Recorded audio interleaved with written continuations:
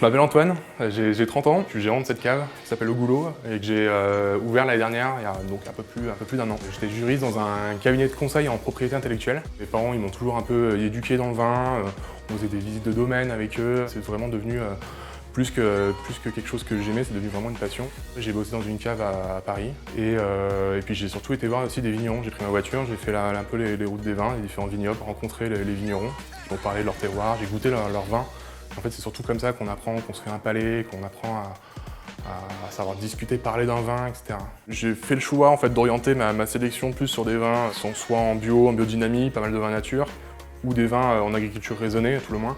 De plus en plus, on cherche à consommer mieux voilà, et plus sainement. Et puis après, au-delà de ça, je trouve que les vins en bio, biodynamie, les vins avec peu de soufre aussi, on ressent davantage le côté un peu terroir. C'est vrai que j'ai pris l'habitude d'écrire des petits textes sur mes bouteilles. Au départ, alors c'était plus des pense-bêtes pour moi. Je trouve que c'est un concept qu'on trouve pas mal en librairie, où en fait en quelques lignes ils arrivent à résumer un livre. Là je me suis dit pourquoi pas faire la même chose mais au vin. Donc en fait en quelques lignes le but c'est de savoir en gros ce qu'on va boire.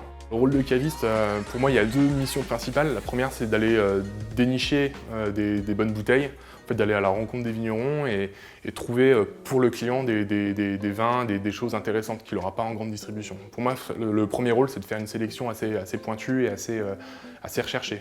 Et le deuxième rôle principal, à mon sens, c'est le conseil. La plupart des gens, avec 90% quasiment des gens, quand ils rentrent ici, ils connaissent pas grand-chose dans le vin. Les prix, en tout cas dans l'imaginaire, ça peut être un frein à franchir le seuil d'une cave. Ça doit plus l'être en fait. Moi, vraiment ce que je voulais quand j'ai ouvert la cave ici, c'était pratiquer des tarifs assez modérés. Le client, quand il rentre dans ma boutique, je veux qu'il ressorte avec une bonne bouteille, c'est surtout ça l'important. Je veux lui dire, ça y est, je lui ai apporté une vraie plus-value, quoi. Là, en fait, le seul retour qu'on a, le plus concret, finalement, c'est les clients qui reviennent. Et en fait, quand on voit des clients revenir et qu'il y a de plus en plus de clients qui reviennent, on se dit qu'a priori, on est sur la bonne voie, quoi.